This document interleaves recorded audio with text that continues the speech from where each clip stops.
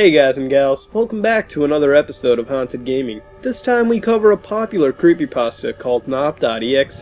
This creepypasta begins with a person who calls themselves Sally. Sally belongs to the Goodman family, and has two siblings, John and Henry. Lately, very creepy things began to happen to them, such as a haunting by some insane ghost hag, and a creepy mutant girl staring through Henry's window. Sally wished nothing would happen to her, but, like that's never gonna happen. Sally moved into an apartment she got in Dayton, Ohio, and began to start unpacking things. As Sally was unpacking, she noticed a small black USB drive in a storage room. Later that day, when Sally was done unpacking, she decided to see what was on this drive. So she plugged it into her laptop, which at the time didn't even have internet connection, so whatever. One file she came across on that flash drive was knob.exe. Sally opened this file up, and it just seemed to be some 16-bit platformer game from the SNES days, where you controlled some stick figure. The program was very, very crude, and instead of even showing a start screen, it just popped Sally directly into the first level. Similar to the Luna games, if you will.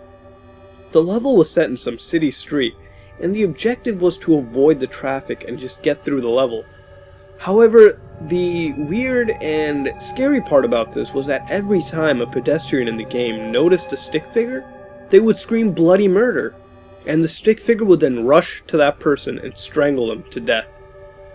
Sally kept playing the game and played through a few levels until she got to level 5. This time Sally was standing in a perfect 16-bit replica of the storage room Sally found the USB drive in. Sally was shocked, and without her even touching that keyboard, the character began to move automatically. The character left the storage room and went outside, and the game loaded up another map. This time it was Sally's patio. Sally was horrified when she looked out her window to see that somebody was on her patio as well.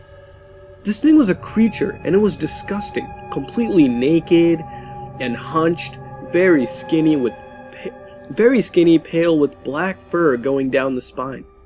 Like what you're seeing on the screen right now. The creature looked at Sally, smiling at her. Sally looked back at her computer screen and noticed that the character on the screen was staring through the window, just like the creature was staring through Sally's window. The creature beckoned Sally to come, but Sally didn't want to. Sally lost all control of her body and just went into some trance and went straight to the monster. Even though she tried to fight this urge, she couldn't help it. Her body just moved automatically. The creature then held up a map and pointed out directions, and then held up a claw to her throat and sliced Sally's neck. Sally woke up and realized this was all just a dream and started to calm down. But Sally realized that she'd just fallen asleep while playing this game. So she looked at her laptop, but it looked as if the game had crashed and had to close. Sally became curious about that map and the direction that creature was showing her in her dream. Sally decided to head to that location, because it's the smart thing to do. The next day, Sally went to that location and noticed it was just a pond and some woodlands, but decided to relax there for a bit. Sally noticed something in the corner of her eye while she was relaxing and decided to go examine it. Again, another extremely brilliant idea. Sally noticed a trap door and was extremely paranoid and curious. Sally opened it and noticed that it was dark and headed back to her car to get a flashlight. Grade A, genius right here, I'm telling you. Sally went down that trap door and she shined her flashlight on something. It turned out to be that creature from the nightmare.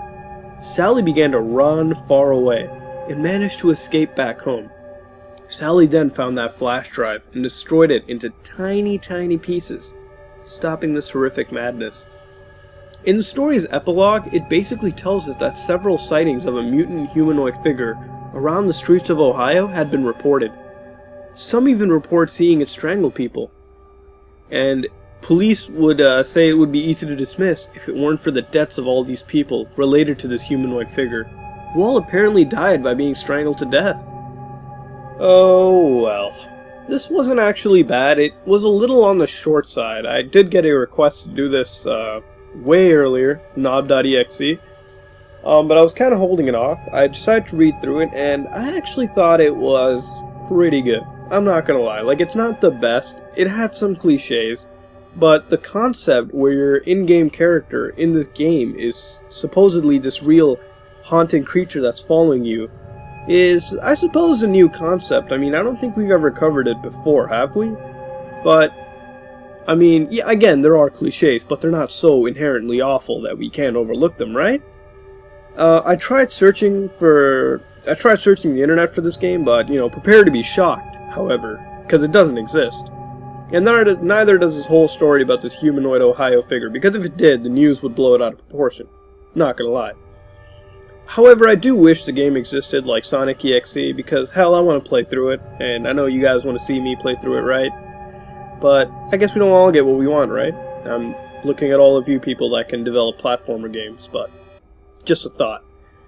But what we did get was a good story, however, with some stupid parts. The good part was, of course, the encounter at the end.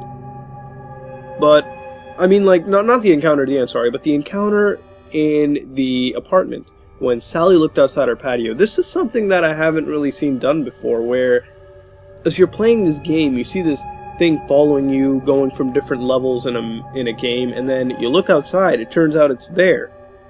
And it's in the game looking at you, simultaneously. Perfect synchronization. It looked awesome. I mean, I read it and I was like, interesting concept, could be done again.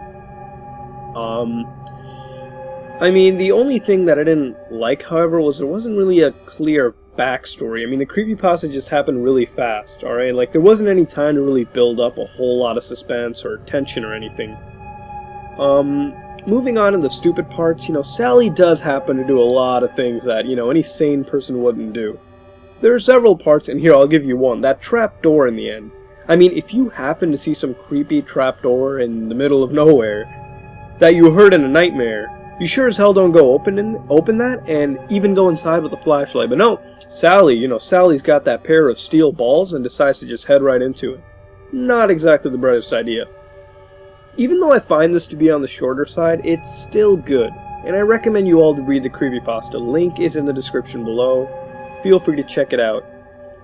As far as creepypastas goes, guys, it's not, guys and girls, sorry, it's not easy to find a whole lot of original ones now, because a lot of them are just simply the same hack and slash. Oh, I found this creepy game, my friend, he downloaded it to CD, gave it to me, creepy stuff happened, this plushie doll killed me, it's all that now. And it's really hard trying to find a good one. I mean, I'll give you, and I really want to write one myself, and I want you guys to write me one, because I got a good one that somebody wrote me on Friday, and I'm putting it on for Saturday. Get it kind of mixed up here.